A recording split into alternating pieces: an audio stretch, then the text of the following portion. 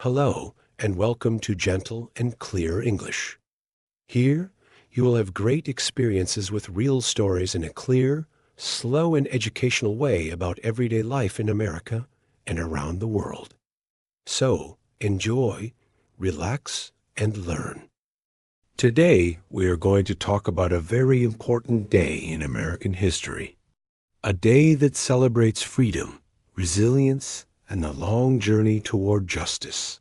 This day is called Juneteenth. Maybe you've heard about it. Maybe it's new to you. But today, you will learn what Juneteenth is, why it matters, and how it became America's newest federal holiday. Let's begin this story by going back in time. Imagine the year is 1863, and the United States is in the middle of the Civil War. This was a war between the northern states, known as the Union, and the southern states, called the Confederacy.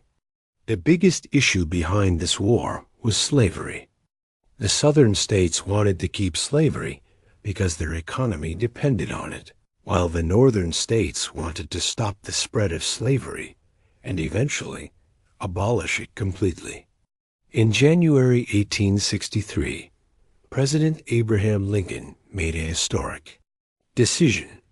He signed the Emancipation Proclamation, a document that declared enslaved people in the Confederate States to be free. It was a powerful and symbolic step. But here's the problem. The Emancipation Proclamation only applied to places where the Union Army had no control. That means in the Confederate States where there were no Union soldiers, enslaved people were not immediately freed. The document had no power there, at least not until Union soldiers arrived to enforce it. The war continued for more than 2 years after the Emancipation Proclamation. During this time, Union troops were moving slowly across the South, liberating enslaved people as they gained control of different regions. But there was one place, far away from the centers of war, where slavery continued until the very end. The state of Texas. Texas was isolated. It didn't have as many battles during the Civil War. Because of that, enslavers in Texas continued to hold enslaved people even after the Emancipation Proclamation. News traveled slowly in those days. There were no phones, no internet, no radio. Some say the enslavers simply refused to tell the enslaved people that they were free. Others believed that they knew, but were waiting until the very last moment to take advantage of free labor for as long as possible. Then came a day that would change everything. On June 19, 1865, General Gordon Granger, a Union Army officer, arrived in Galveston, Texas, with around 2,000 Union soldiers.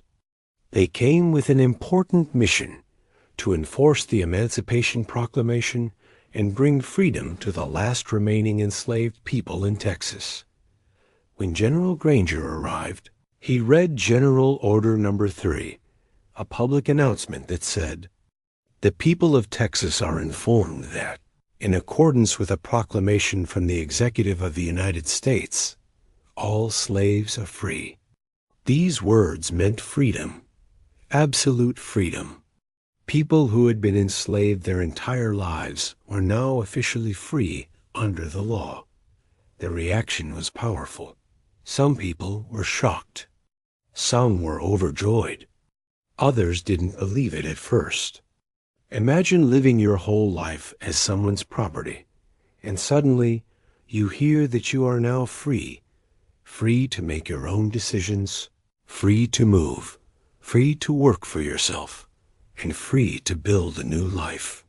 This day, June 19, 1865, became known as Juneteenth, a combination of the words June and 19th.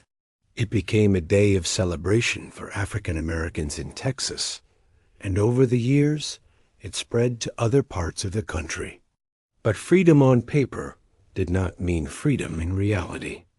Many newly freed people faced enormous challenges. They had no land, no money, no education, and no legal protection. The period after slavery, known as Reconstruction, was difficult. Some former enslavers refused to accept the new reality and tried to control black people through laws called black codes, designed to limit their rights and freedoms. Even with freedom, African Americans were often treated as second-class citizens. They faced discrimination, violence, and systemic racism. But despite all these challenges, black communities across the United States held on to Juneteenth as a day to celebrate freedom, to honor the struggle of their ancestors, and to remind future generations of the importance of equality and justice. Juneteenth celebrations grew over time.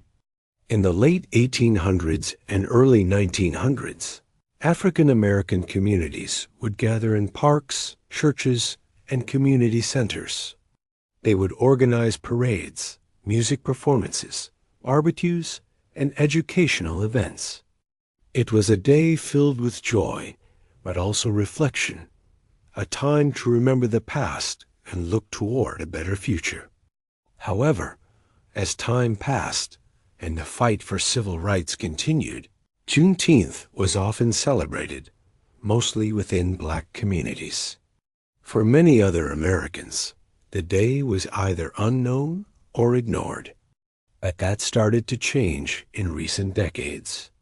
The civil rights movement of the 1950s and 1960s brought new attention to issues of racial inequality. Leaders like Martin Luther King Jr., Rosa Parks, and John Lewis helped inspire a new generation to fight for justice. While Juneteenth was not yet a national holiday, its message became more and more relevant in a country still struggling with the legacy of slavery. Not fast forward to the 21st century, and the conversation around race, history, and justice became even louder.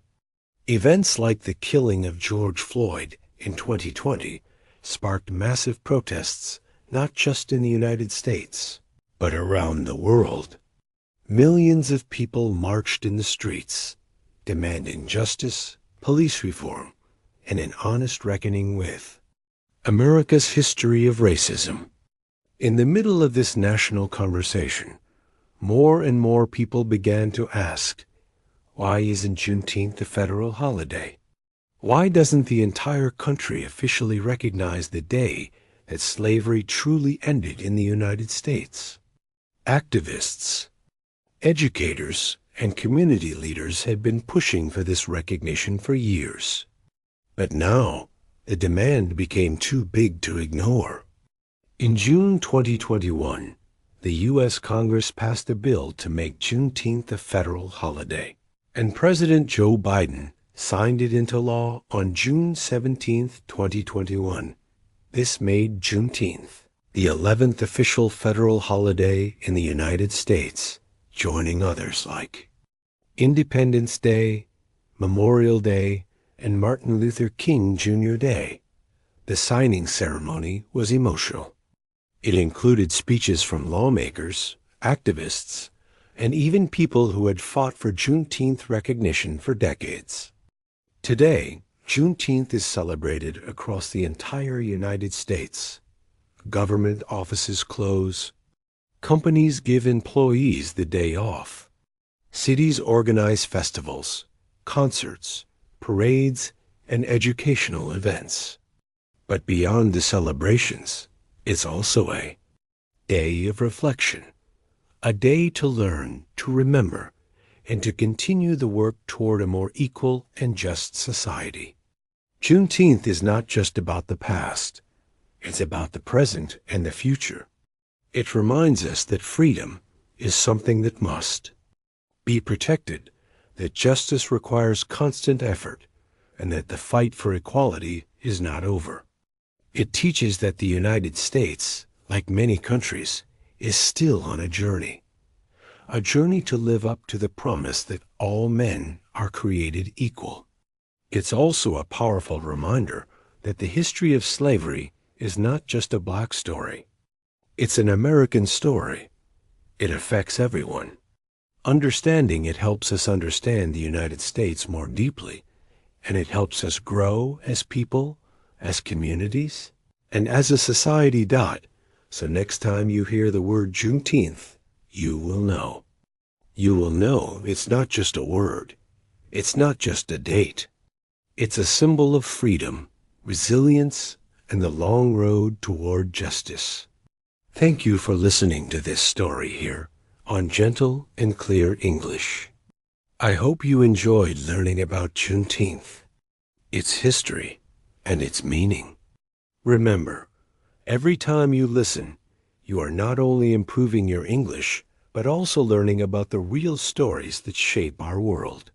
See you in the next story.